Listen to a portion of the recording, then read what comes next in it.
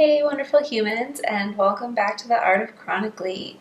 So, today I wanted to talk about one of the very small techniques that I use when trying to decide whether to push myself or to pull back a little bit.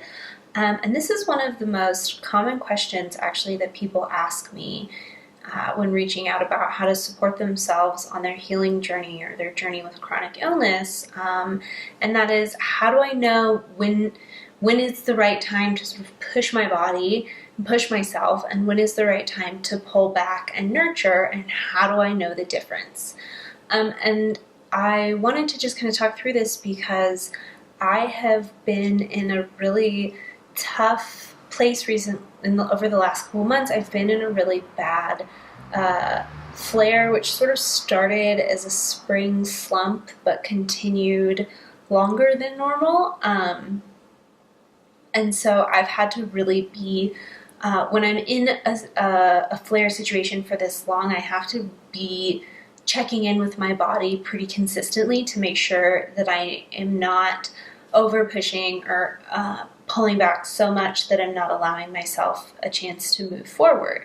So I felt like this was a really good opportunity to sort of talk through one of the ways in which I kind of try to find that balance. And what's really important to remember here is it's very personal and it really depends on your body. And one of the best pieces of advice I can give when it comes to deciding whether you should push yourself in that moment or pull back a little bit is really, it's really personal, and it's really a matter of listening to your body and to the signs that your body is giving you, because at the end of the day, you live in your body, and so I can only tell you so much. Your doctors can only tell you so much. Excuse me. The people in your life can only tell you so much.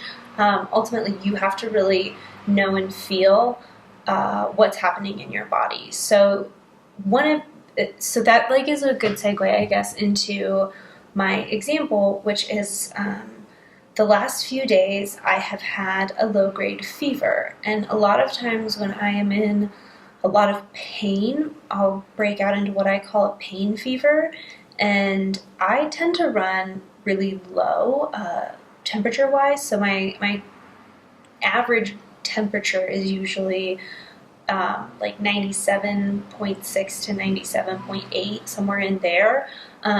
So if I hit around 98.6 or anywhere above that, I have what's considered a low-grade fever, because my body, and we've learned over time that even that slight variance, and that's Fahrenheit, that's degrees Fahrenheit, that slight variance can really be telling us something. So that means usually for me that either I've been in pain for a really long time, so my body's under an extreme amount of stress, or one of my autoimmune conditions is kicking in and I'm going into an immune response. And that I know because generally we get fevers because it's part of our immune system. So our immune system creates a fever as a way to sort of like burn off the infection. That's not the exact correct science, but that's the best way I have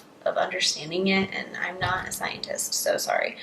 But like your body creates a fever to sort of burn away the illness. That I think that's sort of conceptually why our body creates fever. So what that means is that if you have a fever, that indicates that your immune system is active. So when I'm having a lot of pain or I'm feeling really tired, I have that general malaise, that fatigue, the ickiness, the nausea, the headache, the fog, that just sort of awful icky feeling, the first thing I always do is take my temperature, because if I have a fever, that tells me that I either am in so much pain that it's creating a stress in my body, and my body's under so much stress that it's spiked a fever, or it's telling me that my immune system has activated and that I'm having an autoimmune response. So either way, I need to then pull back and take care of myself. So if I have even a low grade fever, that's when I know, like, decision made, it's time to pull back. If I don't have a fever, it kind of changes things, and then I have a whole other process that I don't want to talk through that today because I just wanted to really give you guys this really simple tip. It helped me yesterday. I really wanted to get out into the world, and I had all these goals I wanted to accomplish, but I felt really, really bad.